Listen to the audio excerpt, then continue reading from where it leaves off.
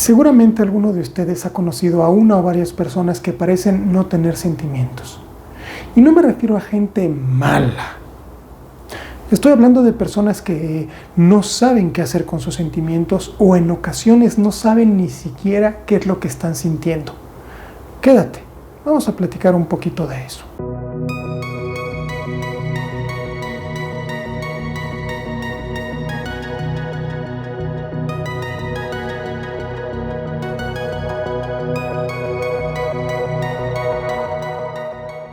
Buenos días, soy Enrique Sánchez Lores, psicoterapeuta y psicoanalista. Si no te has suscrito al canal, es buen momento de hacerlo y de apretarle a la campana para que YouTube te informe cada vez que se publique un nuevo video.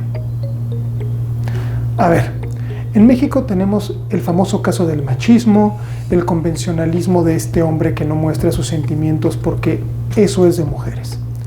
En realidad no sabe la manera de comunicarlos. Lo mismo sucede con las personas en un velorio, que le dicen a los deudos frases prediseñadas para momentos difíciles, como el Señor sabe por qué hace las cosas, o estoy aquí para lo que necesites. Pocas veces estas personas saben lo que dicen y en realidad lo único que están haciendo es escapar del momento complicado. ¿Por qué? Pues porque no saben cómo manejar sus sentimientos y menos saben cómo manejar los sentimientos intensos de los demás. Porque aunque la cosa suene sencilla, no lo es tanto. Por ejemplo, volvamos al caso del velorio. Falleció el papá de un buen amigo, pero nunca conociste al muerto. Sientes que estás triste por tu amigo, pero ¿qué demonios significa eso? Si eres honesto contigo mismo y si no conociste a su papá, realmente no te va a importar mucho. No es doloroso para ti, pero es doloroso para tu amigo. ¿No se supone que debería dolerte? Entonces, como tu amigo espera que te duela o que de menos no estés echando chistes en el funeral de su papá, te le acercas con una cara de compunción mayormente fingida y le dices una frase de velorio, una frase de esas de repertorio, una de 10 o 12 que todo el mundo dice. ¿Pero por qué todo ese circo? Pues porque desde nuestro proceso de socialización se supone que debemos sentirnos de cierto modo en ciertas circunstancias. Entonces empezamos a hacer juicios conscientes o inconscientes sobre lo que es correcto o incorrecto sentir en unas u otras circunstancias. La cultura, la religión y las costumbres sociales construyen guías, caminos y trabas a muchos de nuestros sentimientos. Y entonces la mujer que siente un enorme deseo sexual y lo expresa es una zorra. El hombre que llora en el cine es un pusilánime. La mujer que se muestra fuerte e independiente es una machorra, entre otras etiquetas muy burdas. Pero oye, Enrique, podrían decirme, estos son convencionalismos baratos. Y sí, tienen razón. Me estoy agarrando de casos típicos para que se pueda entender a qué me refiero. Pero los ejemplos sobran. En una ocasión, un paciente me decía que no sabía qué sentía hacia su papá, que no sabía cómo comprenderlo, cómo elaborarlo o cómo comunicárselo. En pocas palabras, quería reclamarle a su papá algo que sentía, pero que no sabía ni qué era, ni por qué lo sentía, y por lo mismo no tenía la menor idea de cómo reclamárselo. Cosa muy complicada.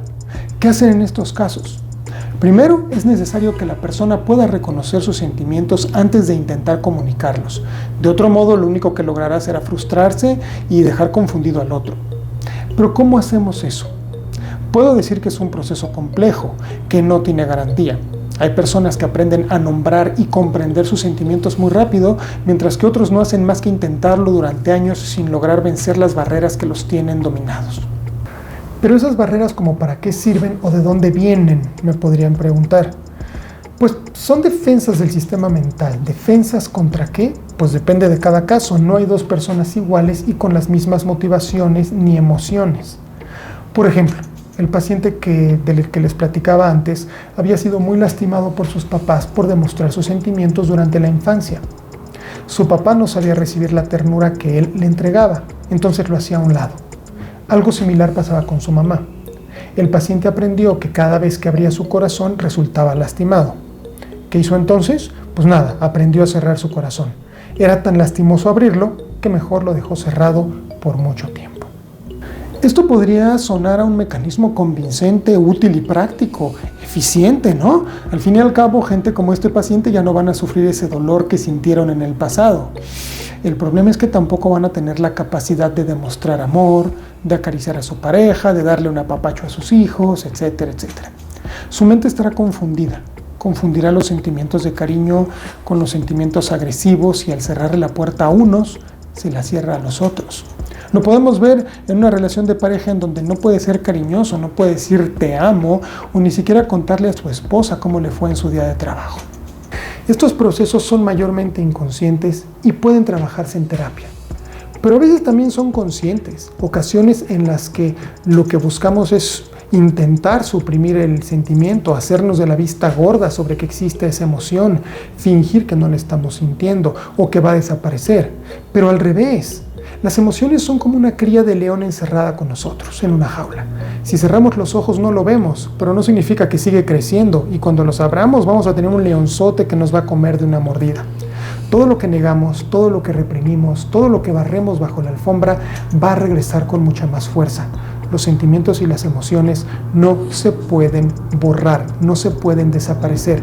Y si hacemos como que no están, espérate a que regresen y tomen venganza, por decirlo de alguna forma. O las expresamos o se nos expresan en el cuerpo o se nos expresan de forma que nosotros no vamos a poder controlar.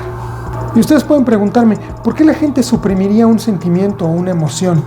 Doy la misma respuesta que dije antes. Las razones son muchas, diferentes para cada persona y tantas como seres humanos en la Tierra.